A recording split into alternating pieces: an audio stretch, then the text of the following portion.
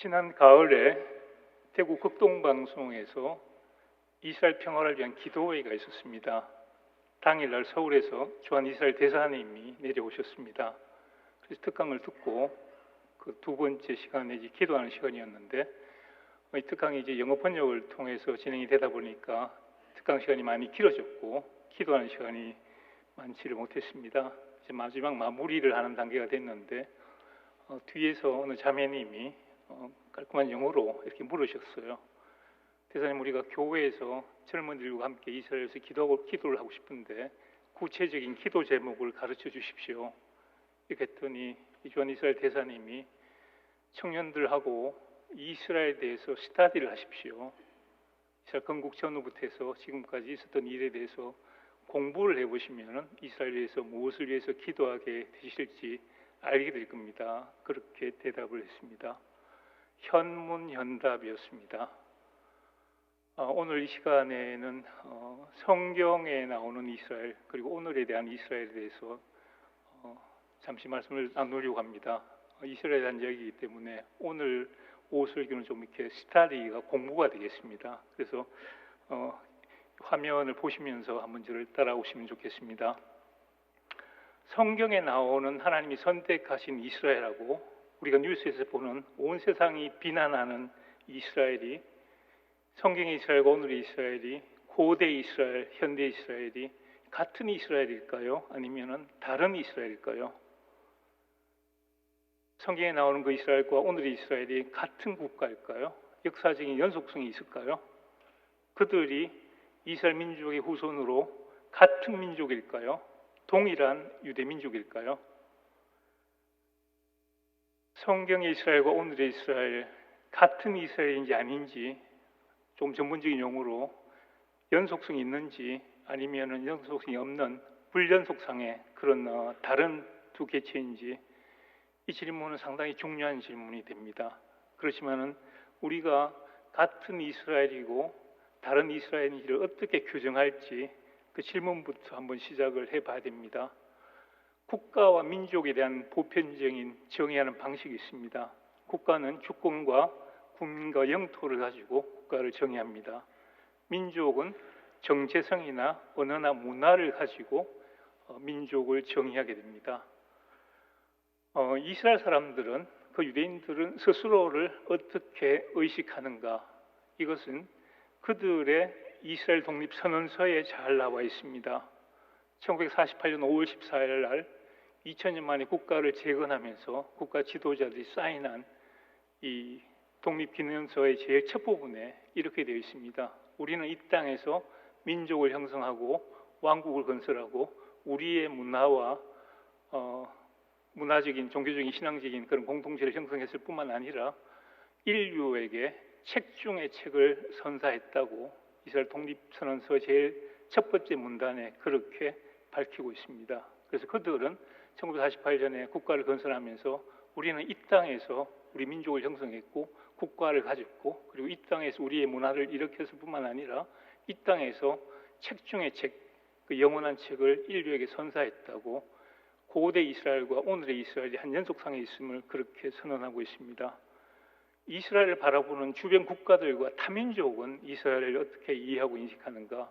대부분의 국가 민족들은 오늘의 이스라엘은 성경에 나오는 이스라엘의 연속이라고 생각합니다.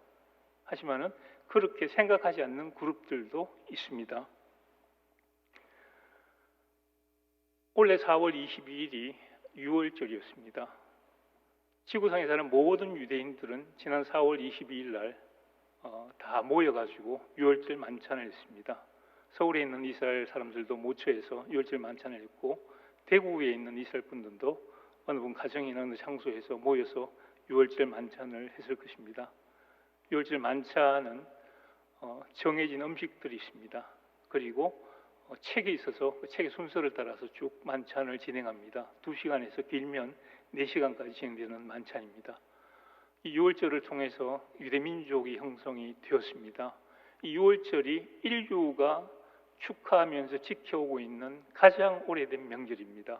지금부터 3,500년 전에 시작이 돼서 지금까지 지켜지는 명절입니다. 이 유월절이 대표적으로 유대민족의 역사성을 그대로 드러내줍니다. 고대 이스라엘과 성경에 나오는 이스라엘과 오늘의 이스라엘이 같은 이스라엘인 것을 드러내고 있습니다. 만약에 성경의 이스라엘과 오늘의 이스라엘이 같은 이스라엘이라면 같은 이스라엘이 가지는 몇 가지 의미가 있습니다. 그리고 그 같은 이스라엘을 보면서 오늘날에 우리가 기억해야 될 하나님의 말씀이 있습니다. 이스라엘이 같은 이스라엘, 이 이스라엘의 연속성이 가지는 첫 번째 의미는 하나님이 그 말씀을 지키셨음을 드러내 줍니다. 여호와께서 이와 같이 말씀하셨느니라. 그는 해를 낮에 빛으로 주셨고 달과 별들을 밤의 빛으로 정하였고 바다를 흔들어 그 파도를 소리치게 하였나니 그 이름은 만군의 여호와니라. 이 법도가 내 앞에서 폐할진대 내일 태양이 뜨지 않고 오늘 밤에 하늘에 달과 별이 없어진다면 이스라엘 자손도 내 앞에서 끊어져 영원히 나라가 되지 못하리라고 하나님께서 지금부터 2600년 전에 그렇게 말씀하셨습니다. 여기에 나라라고 하는 히브리어 단어는 고이라고 하는 단어입니다. 사전에 찾아보면 같은 언어를 구사하는 혈족 그룹을 의미합니다. 한 민족이 나라를 잃고 그 땅에서 쫓겨나 2000년을 떠도는 동안에 지속적으로 인종 말살적 핍박을 받다가 그 땅으로 되돌아와서 그 본래 언어를 되살리고 국가를 재건하며 신앙적, 문화적 공동체의 정체성을 회복해낼 수 있는 확률은 제로입니다. 다른 가능한 설명은 없습니다. 유일한 가능성은 하나님이 2600년 전에 예레미야를 통해 하셨던 그 말씀을 지키셨다는 것이 그 유일한 그 가능성입니다. 두 번째 의미는 우리의 이 교회가 이스라엘이 아님을 보게 됩니다. 로마서 11장 25절에서 30절까지 가운데 11장 25절에 보면은 후반에 이 신비는 이방인의 충만한 수가 들어오기까지 이스라엘의 들어는 우둔하게 된 것이라. 그리하여 온 이스라엘이 구원을 받으리라. 기록된 바 구원자가 시온에 솟아 야곱에서 경건치 않은 것을 돌이키시겠고. 여기 나오는 온 이스라엘을 두고 신학자들 간에 논쟁이 있습니다. 여기 나오는 이 온 이스라엘이 누군가 하는 그 논쟁입니다. 대부분의 개혁교 신학에서는 여기 나오는 온 이스라엘은 교회라고 생각을 해왔고 생각하고 있습니다. 그렇지만은 로마서 11장 마지막에 나오는 25절에서 30절 이 본문에 근거해서 여기 나오는 온 이스라엘이 누구인지는 사실 우리나라 고3 학생들도 쉽게 알 수 있습니다. 지난 11월 달에 수능이 있었습니다. 국어 문제에 만약에 이 지문이 주어지면서 이 본문에서 이야기하는 온 이스라엘은 누군가 한번 냈으면은 아마 학생들은 정확하게 파악을 했을 것 같습니다. 이 본문에 보면은 이방인의 충만한 수라는 표현이 나오고 이스라엘의 드러는 이라는 표현이 나옵니다. 그리고 온 이스라엘 표현이 나오고요. 그리고 그들이 너희로 너희가 이스라엘 이렇게 나오는데 여기 나오는 청색의 이스라엘은 영적인 이스라엘이 아니고 민족 이스라엘을 의미합니다. 신약 성경에 이스라엘이라고 하는 단어가 한 75번 정도 나오는데 갈라디아서 6장에 한 구절 빼놓고는 모든 곳에서 이스라엘은 우리가 아는 이스라엘 민족을 의미합니다. 그래서 교회가 이스라엘을 배치하는 교회가 아니고 이스라엘은 여전히 이스라엘로 남아있고 하나님께서 이스라엘을 통해서 교회를 세우셨습니다. 세 번째는 이 이스라엘에 대한 하나님의 말씀과 약속이 유효한 것을 우리가 보게 됩니다. 로마서 11장 1절에 보면은 그러므로 내가 말하노니 하나님이 자기 백성을 버리셨느냐 그럴 수 없느니라. 나도 이스라엘이니요 아브라함의 씨에서 난 자요 베냐민 지파라. 하나님께서 이스라엘을 버리지 않으셨다고 사도 바울은 이방인의 사도 그 바울은 이렇게 말씀하고 있습니다. 하나님이 이스라엘을 선택하셨는데 목적이 있어서 이스라엘을 선택하셨습니다. 하나님 이스라엘을 먼저 선택하신 것은 그들이 여호와의 정인이 되도록 선택하셨습니다. 그리고 그들을 통해서 하나님의 말씀이 주어지기 위해서 이스라엘을 선택하셨고 그들을 통해서 메시아가 오도록 이스라엘을 선택하셨습니다. 그것이 우리가 구약 말씀에서 읽는 하나님이 이스라엘을 선택하신 그 목적입니다. 이스라엘 민족을 통해서 메시아가 왔습니다. 왔지만은 이 하나님의 이스라엘 선택은 여전히 유효합니다. 이 이야기는 이스라엘 사람이면 자동적으로 구원받게 된다는 의미는 아닙니다. 그들도 예수님의 믿음을 통해서만 구원받을 수 있습니다. 근세 유럽의 한 정치 통치자가 그의 시종관에게 물었습니다. 하나님이 어디 계시냐고. 하나님이 계시는 증거를 대봐라 그랬더니 그 시종관이 그렇게 대답했습니다. 우리 주변에 있는 저 유대인들이 하나님이 계시다는 증거입니다. 그렇게 말씀했습니다. 지난 인류 역사 가운데 끊임없이 유대인들을 완전히 죽이려는 시도가 늘 있어 왔습니다. 앞으로도 있을 것입니다. 지구상에서 유대인들이 사라지면 한 가지 문제가 생깁니다.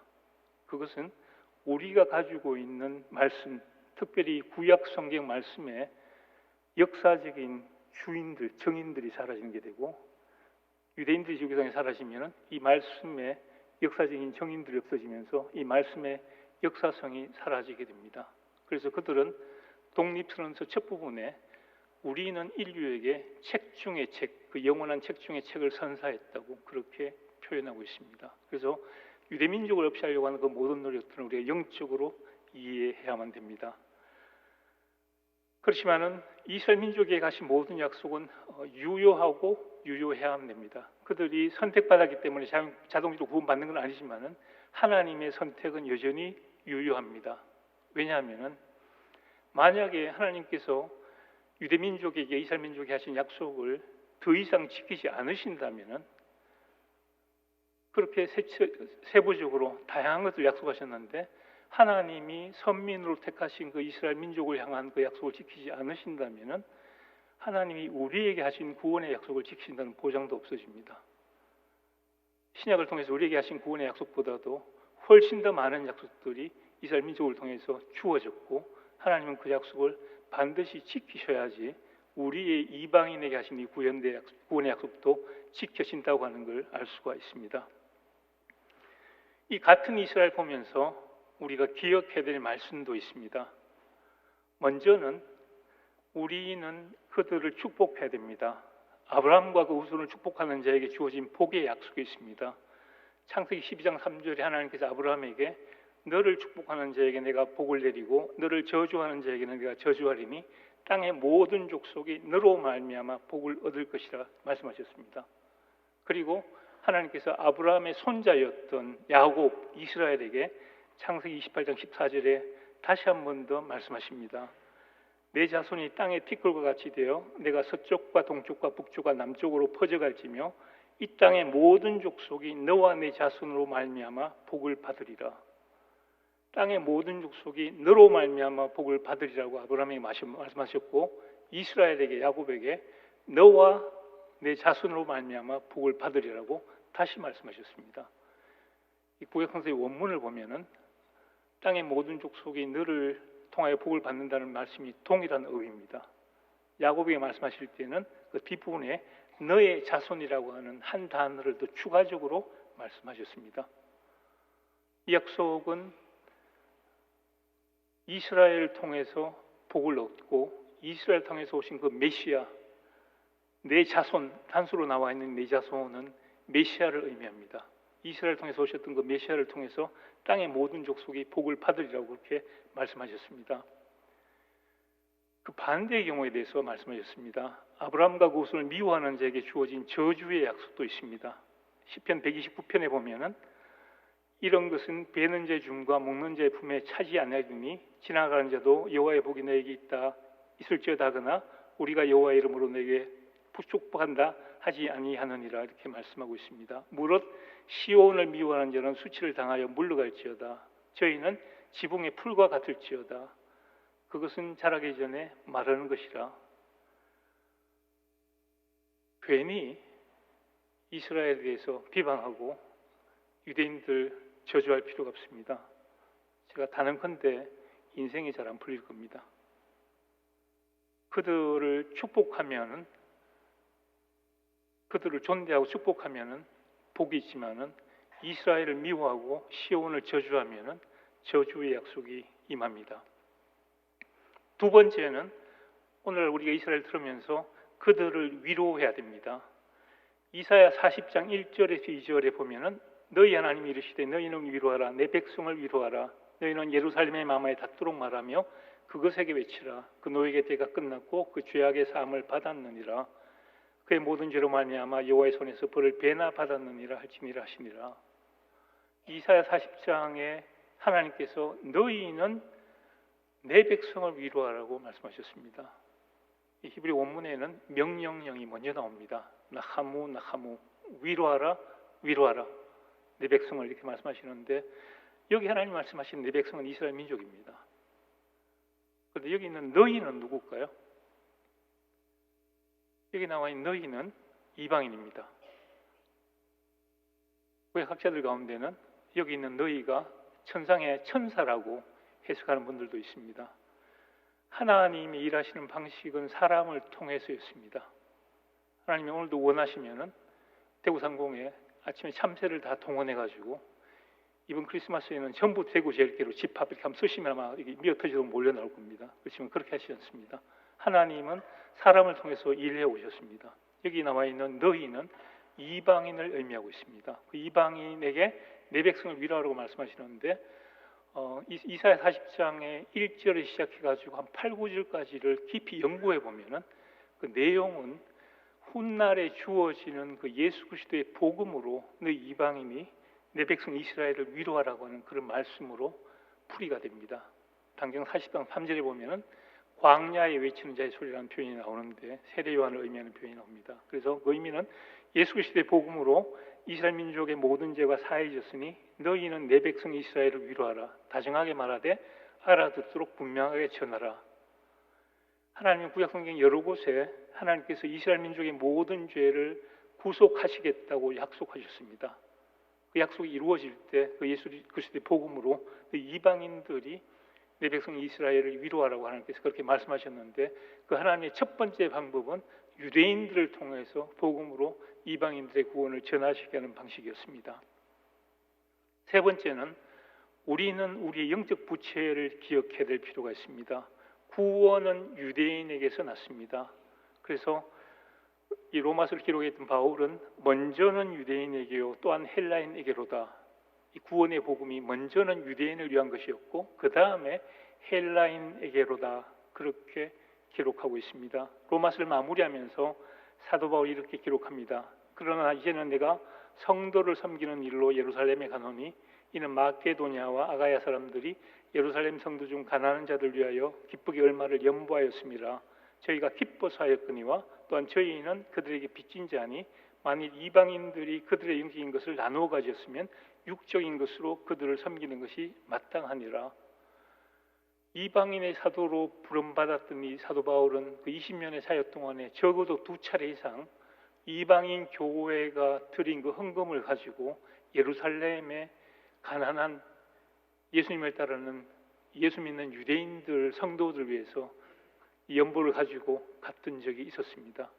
그리고 이 바울 사도는 이렇게 분명하게 기록합니다. 만일 이방인들이 그들의 영적인 것을 나누어 가졌으면 육적인 것으로 그들을 섬기는 것이 마땅하니라. 우리의 이 복음이 130여 년 전에 선교사님 이 땅에 오셔서 복음을 전했습니다. 그렇지만 그들의 땅에 누군가가 또 와서 복음을 전했고 그 이전에 유럽에서 건너왔던 그들에게 누군가 와서 전했는데 따라 올라가 보시면은 유대인 바울 사도가 그 이방인들에게 전한 그 복음이었습니다. 그 영적인 그 복을 우리에게까지 미쳤는데 우리가 그 유대인들에게 갚아야 될 보상해야 될 의무가 있다고 원리적으로 말씀하고 있습니다. 네 번째, 오늘 우리가 말씀 가운데 이스라엘에 대해서 읽고 설교 가운데 이스라엘에 대해서 듣고 언론과 방송을 통해서 비난받는 이스라엘을 접할 때마다 기억해야 될 말씀이 있는데 그것은 우리를 통해서 성취되어야 될 말씀도 있다는 것입니다. 누가복음 2장에 보면은 하나님의 계시가 있어서 메시아를 보기까지 죽지 않고 살아있었던 시몬이 있었습니다. 어느 날 그가 성령의 인도하심을 따라서 성전에 들어가게 됩니다. 거기서 아기 예수를 안고 오신 예수님의 부모를 만납니다. 시몬이 아기를 안고 하나님을 찬송하여 이르되 주제여 이제는 말씀하신 대로 종을 평안히 놓아주시는도다. 내 눈이 주의 구원을 보았사오니 이는 만민 앞에 예비하신 것이요 이방을 비추는 빛이요 주의 백성 이스라엘의 영광이니이다 하니 그의 부모가 그에 대한 말들을 놀랍게 여기더라. 이 의인 시몬이 이사야서에 나오는 메시아 예언의 두 부분을 가져와서 예언적으로 이 아기 예수를 안고 이렇게 말씀하십니다. 이 아기가 이방을 비추는 빛이요 주의 백성 이스라엘의 영광이라고 선포했습니다. 이 나사렛 예수는 가장 마지막에 우리 민족에게도 빛이 되어 주셨습니다. 세계 열방의 모든 구석으로 주 예수의 빛이 구원의 빛이 이르렀습니다. 그런데 두 번째 예언, 이 나사렛 예수가 주의 백성 이스라엘의 영광이 되셔야 되는데 이 예언은 정반대로 지난 2000년의 기독교 역사가 흘러갔습니다. 예수가 유대민족에게 영광이 아니라 가장 힘든 혐오와 저주가 된 것이 사실입니다. 그 나사렛 예수님의 히브리 이름이 예슈아입니다. 예슈아인데 지금까지 유대인들이 예수님의 이름을 예슈아라고 부르지 않고 예슈라고 불렀습니다. 그런데 아는 유대인들은 다 압니다. 예슈가 무슨 뜻인지. 유대인들의 저주하는 표현이 있습니다. 우리가 이렇게 사람들 욕하고 저주할 때 쓰는 표현 같은 표현이 있는데 그 이름과 기억이 지워져 버리라는 그런 표현입니다. 이막 슈모베지크로라고 하는 세 단어로 구성된 저주문인데 이 저주문을 구성하는 세 히브리 단어의 첫 번째 알파벳을 조합하면은 그게 예슈입니다. 그래서 예슈하면서 그 이름과 기억이 지워져라, 망해라, 그들은 그렇게 외쳐왔습니다. 왜냐하면 유럽 대륙을 흩어져 나라 없이 2000년 동안 사는 동안에 예수 때문에 핍박받았기 때문입니다. 그 마지막은 600만 명이 가스실로 내몰리는 사건이었습니다. 작년 10월 7일부터 13개월째 이스라엘 땅에서 전쟁이 진행되고 있습니다. 이스라엘 국민들 1,800명이 현재까지 죽었습니다. 정확하게는 1,804명이 죽었습니다. 작년 10월 7일, 2003년 10월 7일 그날에 아침에 5,000발의 미사일이 이 가자 땅에서 이스라엘 영토 안으로 발사가 됐습니다. 그리고 수천 명의 이 하마스 요원들이 이스라엘 영토 안으로 몰려 들어왔습니다. 특별히 저 가운데 화살이 보여지는 조기에는 한 키부츠에서 젊은이들이 모여가지고 음악 축제를 하고 있었습니다. 이 지역이 아브라함과 이삭이 농사를 해서 30배, 60배, 100배의 결실을 냈던 그 그랄 땅입니다. 여기서 축제하고 있었는데 덮쳐가지고 하루아침에 1200명의 유대인들을 학살했습니다. 그리고 250명을 끌고 가자 지구 안으로 들어갔습니다. 이들이 이스라엘 군이 다시 전열을 재배해서 올 때까지 이 22개의 마을과 소도시와 키부츠와 모샤브를 유린하면서 엄청난 살상을 행했습니다. 그렇게 이 전쟁이 시작된 지가 지금 한 13개월째 접어들고 있습니다. 그 이후에 이란의 공격이 있었고 이란에 대한 반격이 있었고 레바논 침공이 있었고 지금은 시리아 쪽에 여러 가지 상황들이 벌어지고 있습니다. 이스라엘은 왜 그렇게 강력하게 대응해서 웬만하게 하지 저렇게까지 해가지고 온 세계 비난을 다 이렇게 뒤집어 쓰는가 하는 생각을 할 수가 있겠습니다. 사실 이스라엘은 저 중동 지도에서 보이지도 않는 저 가운데 있는 조그만 국가입니다. 저 조그만 국가가 옛날 비율로 따지면은 한 명 주변에 100명이 아주 식대적인 100명이 둘러싸인 그런 지역이었습니다.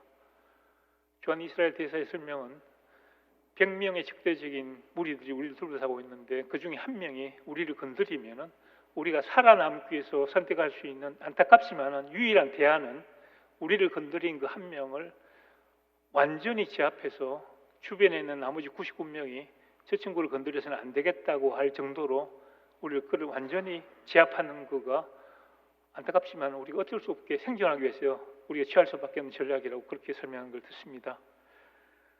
가자에서 5,000발의 미사일 발사되고 가자에서 수천 명이 몰려나가지고 1,200명을 죽였습니다. 그래서 이스라엘이 가자 속으로 사실은 이제 진격하게 되는데 가자 쪽으로 안 들어갈 수 있었습니다.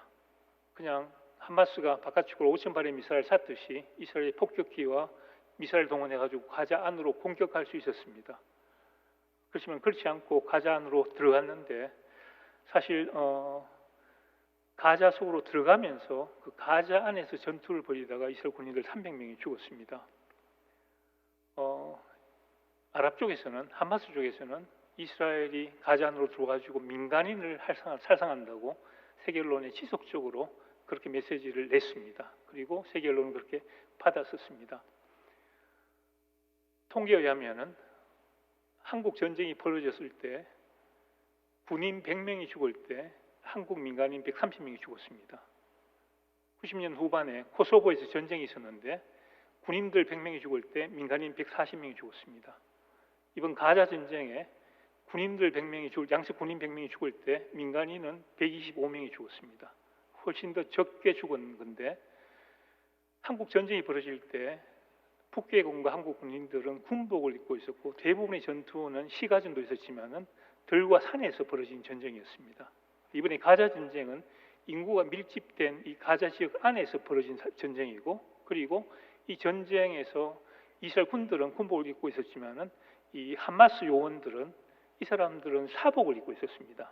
그래서 누가 하마스 멤버인지 알 수 있는 거는 총을 들고 있는지 안 들고 있는지 그걸 따라서 할 수가 있었는데 그거를 생각하면은 월등하게 적은 민간 희생자가 난 것이 가자 전쟁입니다. 그런데 유대인들 입장에서는 함부로 민간인을 죽일 수가 없습니다. 하마스 요원을 사살하는 것은 전쟁이지만은 가자 시민을 죽이는 것은 10계명에 살인하지 말라고 하는 계명을 어기는 것이 됩니다.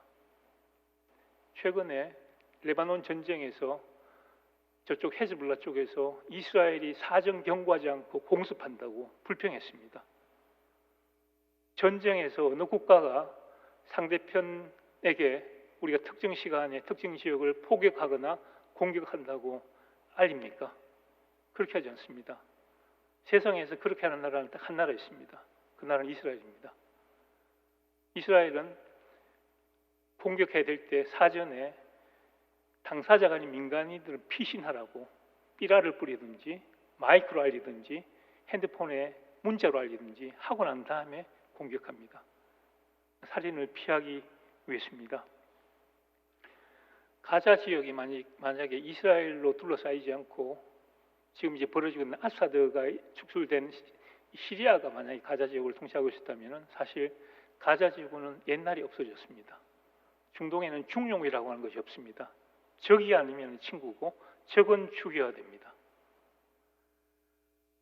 이번에 또한 이스라엘이 강력하게 대응할 수밖에 없었던 또 다른 이유는 이스라엘은 헌법이 없는 11개 기본법으로 운영되는 그런 국가고 그 기본법의 기본 정신은 율법입니다. 옛날에 이유 없이 한 사람이 죽으면은 그 사람은 반드시 도피성으로 도망해야지 살 수 있었습니다. 그 가족들이 이 사람이 흘린 피를 다시 흘려줘야지 살인자의 피를 흘려서 피해 보수를 하게 돼 있었습니다. 선량한 시민 1200명이 죽었는데 이스라엘 국가는 이들의 죄를 이들이 흘린 피를 구속해야 될 피해 구속의 의무를 지게 되고 그 틀에서 이스라엘 정부는 하마스를 완전히 제거하기로 결정했습니다. 이번에 1200명 죽었지만은 다음에는 2600명이고 그 다음에는 4000명이라고 하는 그 계산 가운데 미래에 흘려질 피까지 포함해 가지고 하마스를 다 제거하기로 결정하면서 그렇게 하게 된 것입니다. 두 번째 이번 전쟁의 원리는 유대인 포로 해방입니다. 유대인들은 한 사람이 포로 붙들려 나가면 반드시 그 주변의 친척이나 형제들이 이 사람을 해방시켜 줘야 됩니다. 한 이스라엘 사병이 2005년에 가자 지역에서 하마스에 납치됐습니다. 5년 동안 생사 확인이 안 됐고 6년째 이스라엘 정부가 이 한 명의 사병을 풀려내기 위해서 해방시키기 위해 가지고 이스라엘 땅에 유대인들 죽이고 공격하고 붙들려 있던 팔레스타인 포로 1027명을 풀어줬습니다. 한 명을 구하기 위해서.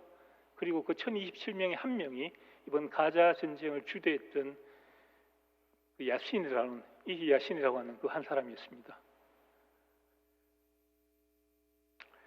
마무리를 하겠습니다. 성경의 이스라엘과 오늘의 이스라엘은 같은 이스라엘인가? 같은 이스라엘입니다. 같은 이스라엘이면은 이스라엘을 나라로 유지시켰다고는 말씀을 하나님이 지키셨다는 걸 우리가 알 수가 있고, 교회는 이스라엘을 배치하지 않는 걸로 봐야 됩니다. 그리고 이스라엘 민족에 대한 하나님의 약속은 여전히 유효합니다. 그리고 같은 이스라엘 보면서 우리가 기억해야 될 말씀도 있는데, 우리는 이스라엘을 축복하는 척에 서야 되고, 그리고 우리는 이스라엘을 위로해야 됩니다. 세계 열방 민족 가운데 유대인들의 마음을 가장 잘 터치할 수 있는 사람들이 한국 사람들입니다. 그 사람들도 그렇게 느끼고 우리도 그들과 사귀어보면 그런 느낌을 가집니다. 그리고 우리에게는 주변 민족에 대한 복음의 빛도 있지만 유대 민족에 대한 복음의 빛도 있습니다. 그리고 우리를 통해서 성취돼야 될 그들이 나사렛 예수가 자기 민족의 영광이 되는 것을 느끼게 해줄 수 있는 이런 일을 하는 것도 우리가 해야 될 부분으로 그렇게 생각이 됩니다. 이스라엘에 큰 변화들이 있습니다. 보시는 사진은 이스라엘에 있는 한 기관이 운영하는 유튜브 채널의 내용입니다. 예수 믿는 유대인들이 있습니다. 그들 가운데 베드로와 바울의 후예 같은 이들이 모여가지고 신학교를 35년 전에 만들었습니다. 신학교를 세워서 목회자 양성을 하고 교인들 제자 훈련을 하다가 동족 유대인들에 대한 전도 사역을 좀 더 체계적으로 하기 위해 가지고 단체를 하나 만들었습니다. 그 단체가 원포 이스라엘이라고 하는 단체입니다. 단체인데 이 단체에서 운영하는 채널인데 히브리어로 운영되는 채널입니다. 여기에는 이분도 한 20분 정도 자기가 어떻게 나사렛 예수가 메시아인지를 깨닫게 됐다고 히브리어로 간증합니다. 그리고 이 원포 이스라엘 성서대학의 교수들이 둘러앉아가지고 구약의 예언과 신약을 제시하면서 나사렛 예수가 메시아가 맞다고 하는 것을 지속적으로 이 영상들을 내보내는 유튜브 채널입니다. 채널인데 이 채널의 구독자 수가 58만 명을 넘었습니다. 최근 몇 개월 동안에 한 주에 10,000명씩 늘었습니다. 이 히브리어로 나오는 채널이기 때문에 이거를 보는 사람들은 히브리어를 구사하는 이스라엘에 있는 유대인들입니다. 그 유대인들이 700만 정도밖에 되지 않습니다. 그 700만 가운데 한 58만 명이 이걸 정기 구독하고 있습니다. 구독하지 않고 보는 사람은 훨씬 더 많습니다.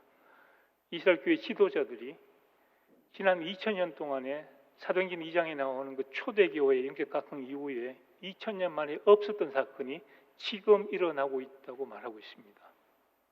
유대인들이 복음에 반응하면서 돌아오고 있습니다. 한 사람 유대인이 나사렛 예수에 대해서 듣고 회심하고 세례받기까지는 굉장히 오랜 시간이 걸립니다. 그렇지만 그들이 돌아오는 사건이 지금 벌어지고 있습니다. 그리고 이런 상황들, 이런 변화들을 보면서 우리는 기억해야 될 부분도 있습니다. 온 세상 죄를 지고 가신 하나님의 어린 양이셨고 인생의 죄를 용서하시기 위해서 십자가에 죽으셨다가 인생의 의로움으로 부활하셨던, 그래서 하나님의 우편에 앉으셨던 그 하나님의 아들이 모든 산자와 죽은 자의 심판자로 이 땅에 다시 오실 거라고 말씀하셨습니다. 그 주님이 다시 오실 것입니다. 오늘은 어제보다 더 가까웠고, 그리고 이스라엘에서 벌어지는 이 상황을 보면서 정말 더 가까워진다고 하는 느낌을 지울 수 없습니다. 우리가 주변을 돌아보면서 대구제일교회가 선교하는 네팔과 캄보디아와 그 밖에 여러 지역도 봐야 되지만은 지경을 더 넓혀서 이스라엘 민족도 예수 그리스도의 복음으로 구원받아야 된다고 하는 이 사실을 한 번 더 기억하면서 유대 민족을 기억하고 축복하는 그런 여러분들이 됐으면 좋겠습니다. 주께서 은혜 가운데 이 교회를 지속적으로 사용하시고 영광 받으시기를 축복합니다.